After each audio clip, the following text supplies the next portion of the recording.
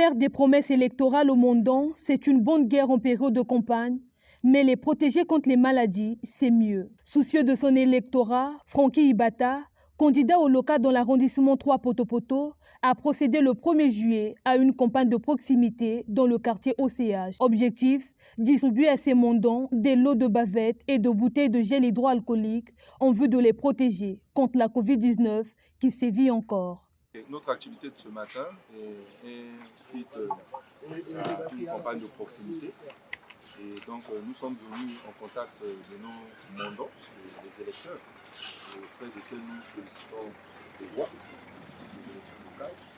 Et nous avons voulu focaliser vraiment cette prise de contact derrière une option de mesure de prévention. Vous êtes sans ignorer que vous avez vu dans une des maisons, nous avons des jeunes qui pensent que la Covid n'existe pas. Elle existe. Et c'est même un appel que nous lançons à tous les candidats, si je porte ma casquette du côté technique, que pendant ces campagnes, ils doivent toujours sensibiliser les populations sur les mesures de prévention en lien avec la prévention de la Covid. Nous avons un programme que nous voulons dérouler et une chose est certaine, nous accompagnons le projet de société du chef de l'État, donc nous sommes une mouvance de la majorité et nous savons tous que dès l'instant que vous avez élu le président de la République, il a un projet de société qui est décliné aussi en vision en matière de développement des municipalités. Donc il y a déjà un projet de société qui existe. Nous, on ne peut pas faire un autre projet.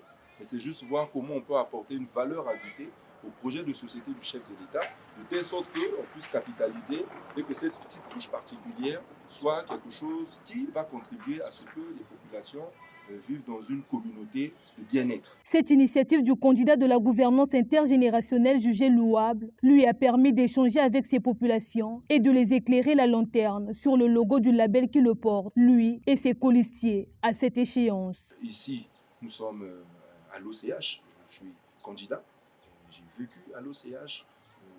Aujourd'hui, la majorité des gens que j'ai eu à côtoyer, on se connaît. Les réalités de l'OCH, nous les avons vécues ensemble. Les difficultés de l'OCH, nous les avons vécues ensemble.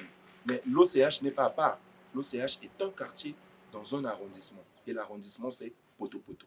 Et dans ces réalités, nous pensons que les problèmes qui sont soulevés ici, qui peuvent aussi être les mêmes dans d'autres quartiers de Poto-Poto que nous partageons, il devrait y avoir des acteurs qui vont répondre à ça. Et moi, je m'inscris vraiment dans la vision d'apporter ma touche personnelle dans tout ce qui concerne les problèmes de santé. J'invite vraiment la population le jour du 10. Vous ne verrez pas mon visage, vous ne verrez pas le visage des autres colistiers, vous verrez un logo. Et le logo, il a des palmes et au milieu, on a écrit GI en couleur verte. Donc en couleur verte, permettez. Et c'est ce choix que nous souhaitons que les populations de l'OCH fassent. Les bénéficiaires de ces gestes n'ont pas caché leurs sentiments et promettent de voter en faveur de ce fils du quartier. Quand je vois mon fils revenir vers sa mère pour les élections, nous les mamans, moi personnellement, je suis très ravie de voir mon fils. Merci beaucoup, je l'encourage et qu'il aille de l'avant. On va voter pour lui, c'est un fils, on va voter pour lui. Il met la photo et maman là, il est quelqu'un qui a checké si mal à mon enfant. Parce que il y a encore une table qui me fait ça. Pas la même puissance, puissance de l'ambassade à mon OCH. Déjà, je suis contente en fait parce qu'ils protègent, parce qu'ils sont contre le coronavirus. C'est déjà très important de protéger l'environnement et ces gestes vraiment m'ont vraiment beaucoup marqué et je suis heureuse en fait.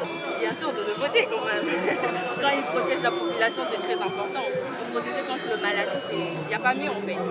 C'est finalement le 10 juillet prochain que les populations sont attendues aux urnes pour départager tous les candidats en lice à cette élection de 2022.